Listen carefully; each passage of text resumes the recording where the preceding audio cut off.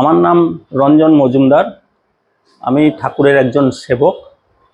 জানি না কতটুক ঠাকুরের সেবা করতে পারছি, কিন্তু মনে প্রাণে আমি ঠাকুরের কাছেই নিবেদিত প্রাণ।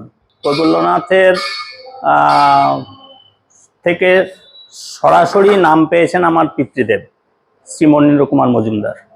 আমরা যখন একটু বয়সপ্রাপ্ত হয়েছি, ধরুন তখন তিনি বলে গিয়েছিলেন যে গুরুকে আঁকড়ে থাকবি, গুরুকে ভুলবি না কিছুতেই। তারপরে উনি 1967 সালে, আমি তখন ক্লাস 7-এ পড়ি, তিনি আমাদের এই যাদবপুর ধামে নিয়ে এসে তখনকার দিনে তৃতীয় মহারাজ শ্রীমৎ ব্রজেন্দ্রনাথ বন্দ্যোপাধ্যায় ওনার কাছে আমাদের নাম পাইয়েছেন। আমরা ওনার কাছ থেকে নাম পেয়েছি। সেই থেকে আমরা কৈবল্যনাথের প্রতি মনোনিবেশ করে আছি, তার সেবায় আছি। আমার প্রথম থেকেই ইচ্ছে ছিল যে চাকরি জীবনের পরবর্তীকালে যেন ঠাকুরের সেবা করতে পারি, সেবার সুযোগ পাই। সেই থেকে চাকরি জীবনের পরে আমি এখানে যোগাযোগ করেছি। যোগাযোগ করে তখনকার যিনি সেক্রেটারি, তার সঙ্গে দেখা করেছিলাম। তিনি আমাকে এখানে সেবা করার সুযোগ দিয়েছেন।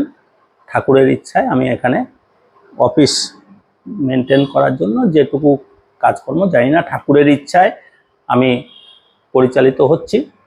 ঠাকুরের ইচ্ছাধীন হয়ে আমি এখানে সেবামূলক কাজে নিজেকে নিয়োজিত করেছি। আমি যখন চাকরি জীবনে ছিলাম তখন থেকেই এখানে আসা যাওয়া ছিল। প্রথমে স্কুল লাইফে আমি মায়ের হাত ধরে মাকে নিয়ে আসতাম, এখানে প্রসাদ পেতাম। তারপরে পরবর্তীকালে যখন আমি কলেজে পড়াশোনা করি তখন নিজেই এখানে আসতাম। চাকরি জীবনেও এখানে নিজে এসে এখানে প্রসাদ পেতাম, যোগাযোগ করতাম। এখানে ঠাকুরের উদ্দেশ্যে আমি প্রণামী দিতাম। ঠাকুরের সেবামূলক কাজ পরিচালনার জন্য যেটুকু আমার সামর্থ্য, মানে ঠাকুর আমাকে সামর্থ্য জুগিয়েছেন, সেই মতন আমি এখানে যোগাযোগ রাখতাম। পরবর্তীকালে চাকরি জীবনের শেষে আমি যখন এখানে আসার ইচ্ছা প্রকাশ করি, সেটা এই 2017 সাল থেকে আমি সরাসরি এখানে যুক্ত হয়েছি। স্কুল লাইফ থেকে আমি যখনই কোনো অসুবিধায় পড়তাম, আমি ঠাকুরকে ডাকতাম, ঠাকুর আমাকে উদ্ধার করতেন। আমার সেই থেকেই ঠাকুরের প্রতি আমার একটা অনুরাগ জন্মায়।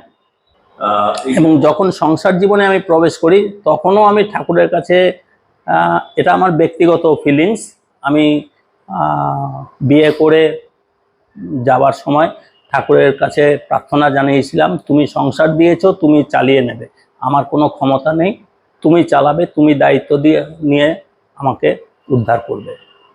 সেই থেকে আমি দেখেছি যে সংসারে যে কোনো অসুবিধার মধ্যে পড়লেও আমি ঠাকুরকে ডেকেই আমি উদ্ধার পেয়ে গেছি।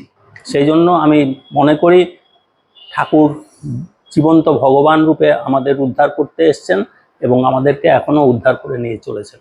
দেখুন, আমি কোর কমিটির মেম্বার নই, আমি সামান্য একজন সেবক মাত্র।